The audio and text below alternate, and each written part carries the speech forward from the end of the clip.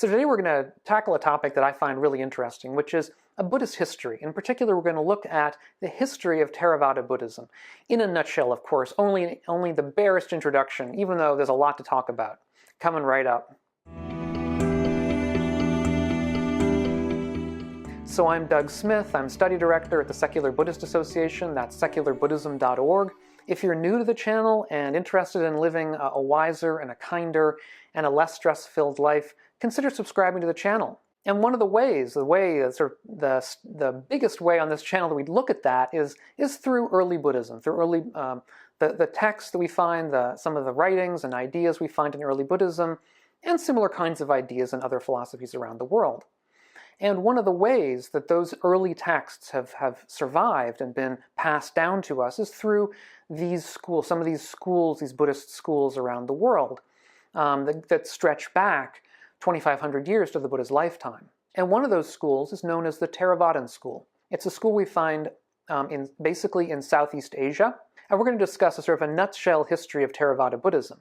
And what I'm going to structure this is the ways that Theravada Buddhism is both very old, is sort of old, and is very new. Because there's ways in which it's very old and very new in ways that we don't necessarily appreciate, I think, and particularly the way it's very new. We'll get to the new stuff at the end, but we'll start with the old.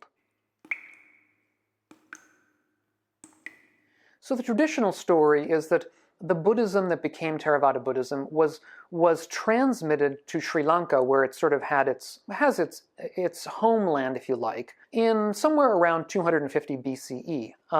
And it was done so by the son and daughter of King Ashoka. Now, King Ashoka was the first and probably arguably the greatest Buddhist king who lived around a little bit earlier than that time. He can sort of be thought of as the Buddhist Constantine. I mean, that's obviously oversimplifying a lot of things, but for purposes of this video, if you know who Constantine was, he was, when we have the growth of early Christianity, Christianity was a very, very small religion or belief system in the Near East and in Rome as well at that time. And then Constantine became ruler, became the emperor, and he converted to Christianity. And by doing so, he sort of gave Christianity a kind of a kick in the pants going forward. You know, it as a result became something that all of a sudden was much more popular than it had been. It was something that was looked upon favorably by people within society.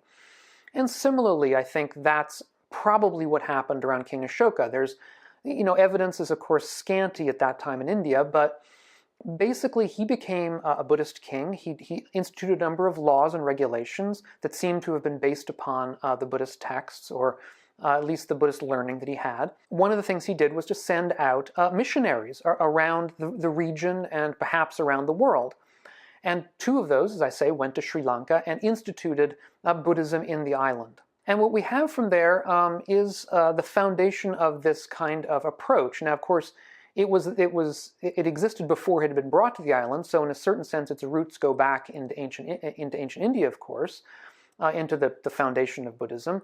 And one of the great scholars of early Buddhism, Richard Gombrich, who is also one of the people who has studied Theravada Buddhism most closely, had this to say. He says, "I share with Theravada Buddhists and most scholars the view that their form of Buddhism is extremely conservative.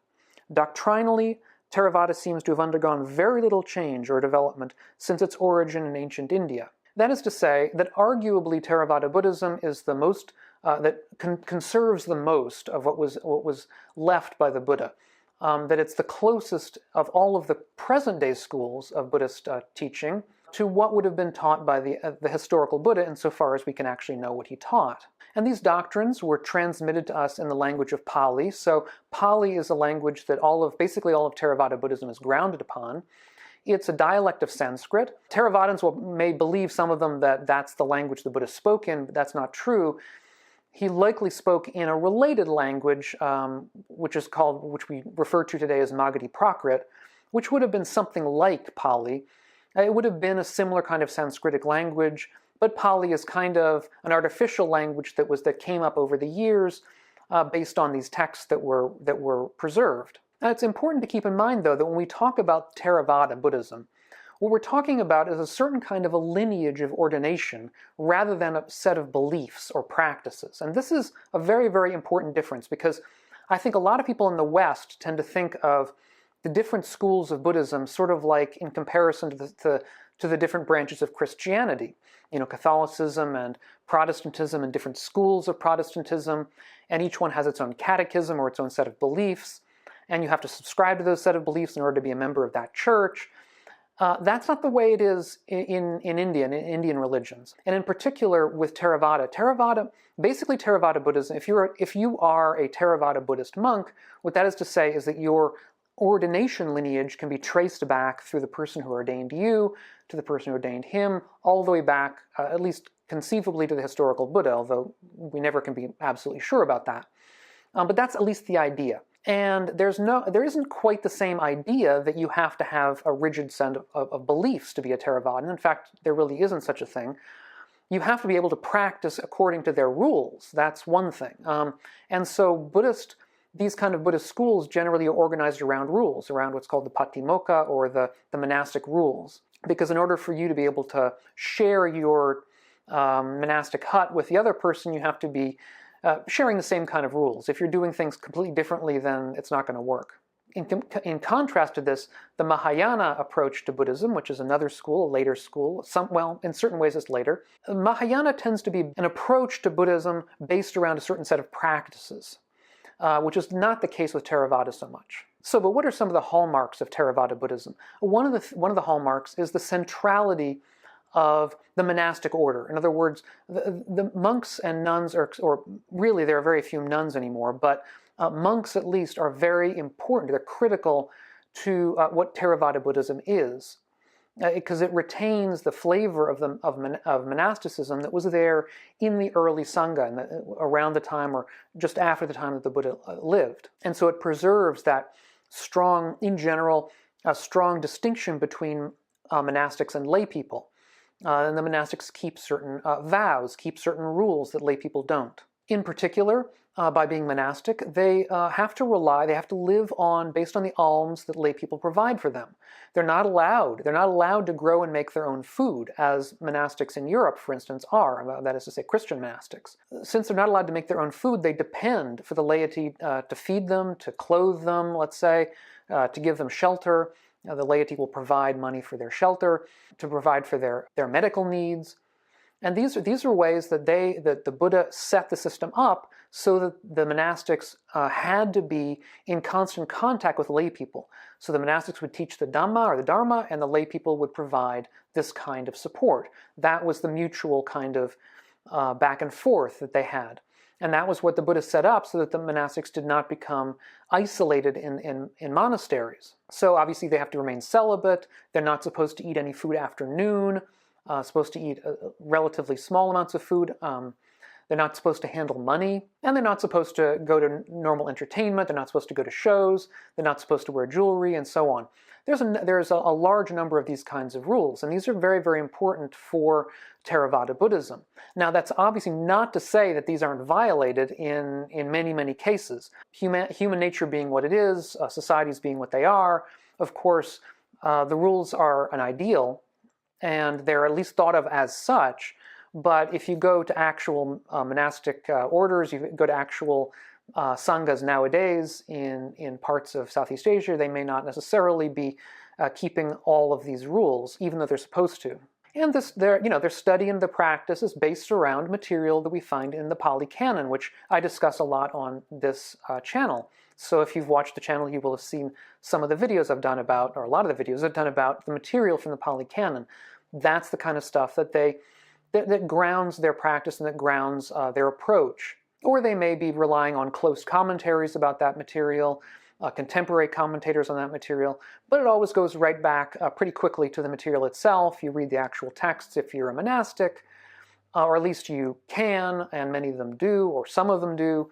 Or again, ideally some of them do. I'm talking more of a history of ideas here rather than a sociology, because sociologically, of course, there are lots of distinctions. And the doctrines are the ones we'll be familiar with. Four Noble Truths, the Eightfold Path, Dependent Origination.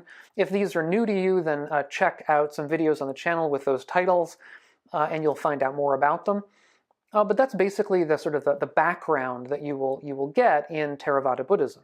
And the aim is to become an arahant, an awakened being. That is someone who has escaped dukkha, the pain of life, that which is the third noble truth, who has attained nirvana, who has escaped what's called the wheel of samsara, of birth and death, because within Theravada Buddhism is the belief that we are reborn, and ordinarily, unless we become awakened, in which case the cycle of birth and rebirth ends.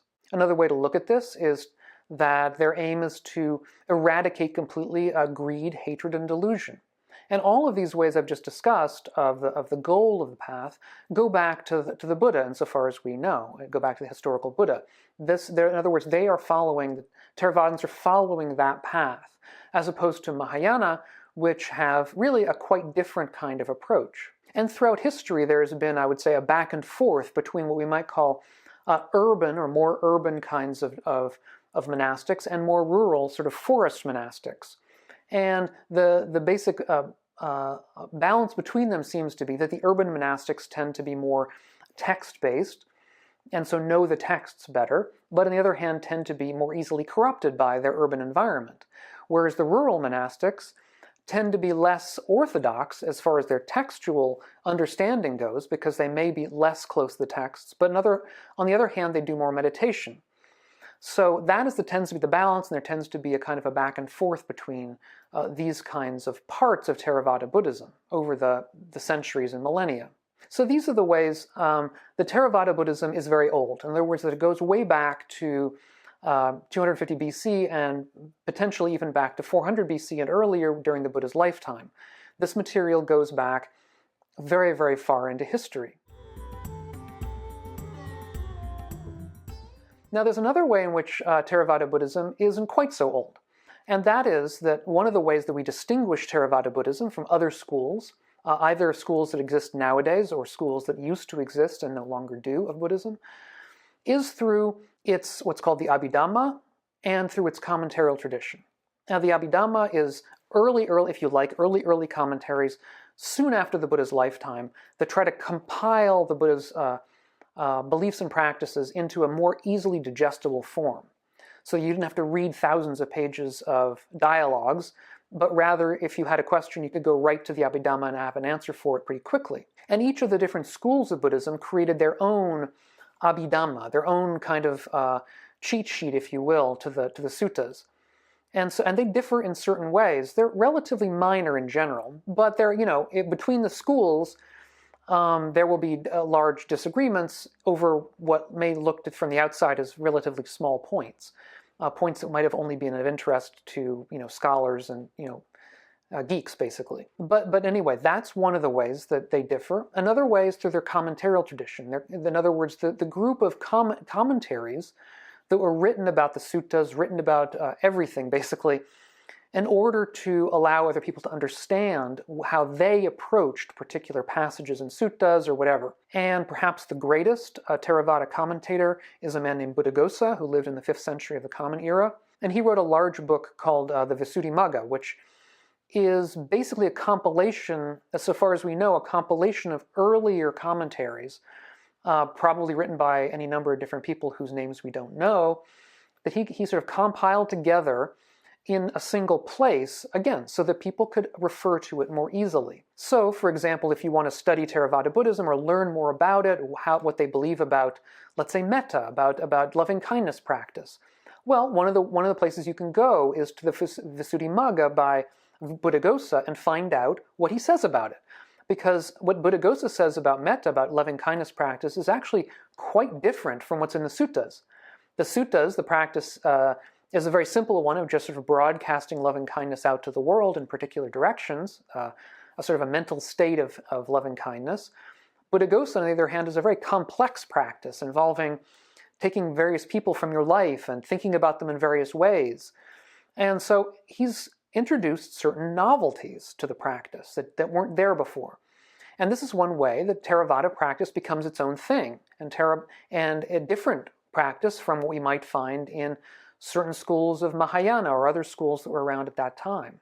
To get more into that, one of the ways that we may define Theravada Buddhism, or understand it, is by contrast with other schools. In other words, we may say, Theravada Buddhism on its own I don't really understand, but I can understand how it differs from this other guy or this other school. The most standard way we differentiate Theravada belief and practice is by comparing with Mahayana belief and practice. So we'll say, there's this Mahayana practice of bodhisattva vows and so on, and there are the Theravādins who don't do that. But when we say that, we have to remember that there were many, many schools of what we might call a Shravakayana or non-Mahayanist schools that existed for many centuries after the Buddha's lifetime that were non-Theravādan, that don't really exist anymore as such. They kind of, to my knowledge, basically died out with the rise of the Mahayana over certain centuries. So schools such as the Sarvastivadin school or the Sautrantika school, which don't exist anymore as such, but are thought of by Mahayanists as non-Mahayana schools, as what they will call Hinayana, which means a lesser vehicle, Mahayana meaning greater vehicle. So they sort of denigrate them. And they will denigrate the Theravada as well, the Mahayanists will, as being lesser than their vehicle. And so there are these kinds of back and forth fights. But what I want to get across here is that when we look back into history, we should not think that there was always this split between one Theravādan school and the Mahayana. What there were many, many schools, Theravādan being one of them, and the other schools who were non-Theravada eventually sort of died out and were replaced by Mahayana beliefs. So for example, we have an early text called the Abhidharma Koshabhashyam by Vasubandhu, which is actually a pre-Mahayana text. I got this wrong in my early video when I was talking about it, because I think of it as Mahayana because it's not Theravādan, but it is not Mahayana either. It's something like Buddhaghosa's Visuddhimagga. In other words, it's this huge compilation of all of Buddhist philosophy in one place, but not written from a Theravādan perspective. And this may be geeking out too much to you, but I'm always fascinated by looking back into history and seeing how ideas come and change, and how schools come and go, and how our contemporary view of the past is not necessarily the way the past seems actually to have been. And on that matter, there's ways in which Theravada Buddhism is extremely new.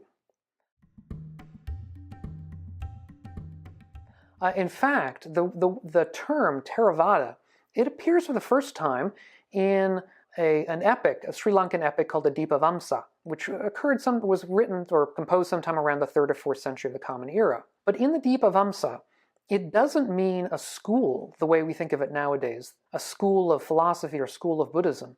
What it meant was the group of texts, or the group of learning, the amount of learning that was brought to their island from the mainland, from India. That is, it was taken to refer to Theravada means basically the doctrine of the elders. It was taken to refer to the doctrine that was brought by these elder monastics to their island. It wasn't taken to be a school of religion or Buddhism. And it really didn't have that meaning as a school of Buddhism that we find in Southeast Asia across many nations, all of them using the Pāli language as their sort of root language. It didn't come to mean that until a British monk named Anandamatteya, around the year 1907, coined the term. He used it in the context, I believe, of a universal kind of a meeting of different religions as a kind of a replacement for terms such as Hinayana, which was the Mahayana term for his kind of practice. And Hinayana, again, meaning lesser vehicle, and no one wants to be called a lesser vehicle. So there's been for the last couple of centuries in the West, as we've collated this material, a sort of a search for another name for this other stuff that wasn't Mahayana. Anandamatteya came up with the term Theravada for that. But again, Anandamatteya was not using the term Theravada to refer to earlier non-Mahayana schools, because those were Sanskritic schools. They were not Pāli schools. He used it to refer to the kind of Pāli Buddhism that he practiced, and that was practiced in Southeast Asia where his teachers were. So if you have any questions, please feel free to put them down below. There's no way I can get to everything here. That's such a huge topic, obviously thousands of years of history. Hope to have scratched the surface at least and whetted your interest a little bit to go farther. Thanks so much for being here. Love to see all you guys here every time I make these videos, and we'll catch you on the next one. So be well.